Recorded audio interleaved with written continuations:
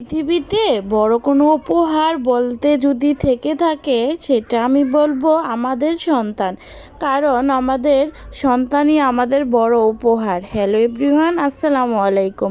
দেখতে দেখতে অনেক দিন হয়ে গেল, আমার মেয়ের এখনও পর্যন্ত সুই দেওয়া হয়নি, টিকা দেওয়া হয়নি। টিকাটা আমরা দিয়ে আসব আমাদের সদর হসপিটাল, আমাদের নারায়ণগঞ্জ বন্দর বাগবাড়ি হসপিটালে, ওইখানে নিয়ে যাব মেয়েকে।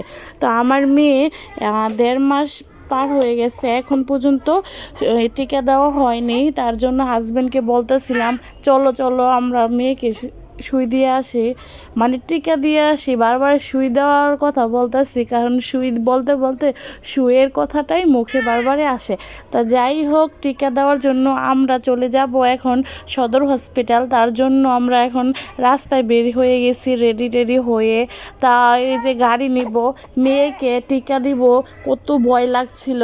সবাই বলতেছে টিকা নাকি দিবি 4টা। তা আমার মেয়ে তো এমনি একটা শুকনো একটা মানুষ, একটা ছোট্ট একটা পিচ্ছি একটা মানুষ, কিভাবে যেন 4টা টিকার ব্যথা সহ্য করতে পারে, সেই টেনশনে আছি। তো অনেকেই বলে দিচ্ছে যে যদি টিকা দেওয়ার পরে জ্বর আসে অবশ্যই নাপা ড্রপ খাওয়াই দিতে। তো নাপা ড্রপ খাওয়াই দিলে নাকি জ্বর থাকে না বা জ্বর চলে যায়। তা যাই হোক, অবশ্যই খাওয়াবো। তা আগে যাই, মেয়েকে 4টা সুই দিবে, এই কথা শুনে মানে আমার মাথা পুরাই নষ্ট হয়ে গেছে। কিভাবে কি করব মেয়েকে নিয়ে, ওই টেনশনে ছিলাম। কারণ আপনারা জানেন আমার রাখার মতো কেউ নেই, আমার ফ্যামিলির সাথে আমি থাকি না, মানে আমার শ্বশুর শাশুড়ির সাথে থাকি না। তার জন্য আমার শ্বশুর শাশুড়ির সাথে ইনশাল্লাহ 1 তারিখে চলে যাব শ্বশুর বাড়ি, তার ভিডিও পাবেন আপনারা। তো তখন না হয় রাখার মতো কেউ থাকবে। তা যাই হোক, এই যে দেখুন ফাইনালি আমরা সদর হসপিটাল চলে আসছি, সরকারি হসপিটাল বুঝিনি তো। তো আমরা হসপিটালে এসেই প্রথমেই লাইনের ভিতর দাঁড়িয়ে আপনাদের ভাইয়া একটা কাটলো, মানে একটা টিকিট কাটছে, ওই টিকিটটা নেওয়ার জন্য দাঁড়িয়েছিল। তো এই যে টিকিটটা কাটছে, তো আমরা ভিড়া কাটটা কাটলেন কেন, মানে টিকিটটা কাটলেন কেন?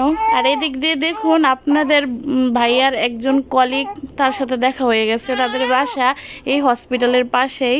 তো তার সাথে আপনাদের ভাইয়া গুজব শুরু করছে। তো যাই হোক, এখানে একটা জিনিস লেখা আছে, সেটা তুলে নিলাম। জিনিসটা একদম কিন্তু সত্যি, বাচ্চা যতবার মায়ের বুকের স্তন টানবে ততবারই দুধ বের হবে, এই কথাটা একদম সত্যি। আমার কাছে এটা প্রমাণ পাইছি আমি।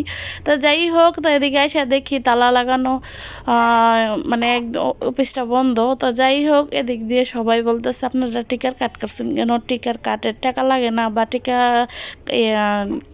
কাট লাগে না। তো যাই হোক, তো লাগে না, কেটে ফেলছি, কিছু করার নাই। তা আমি আমার হাজব্যান্ড অনেকক্ষণ বসে আছিলাম, দেখি আসছে কিনা। তারপরে একজন আইসা বলতেছে আপনারা কি কি করবেন, বাচ্চাকে কি ডক্টর দেখাবেন? তারপর আমি বলতেছি না, ডক্টর তো দেখাবো না, বাচ্চাকে টিকা দেওয়াবো। তো বলতেছে টিকা দেওয়া যাবে না, আজকে শনিবারে টিকার কেন্দ্র বন্ধ থাকে, আপনারা আসবেন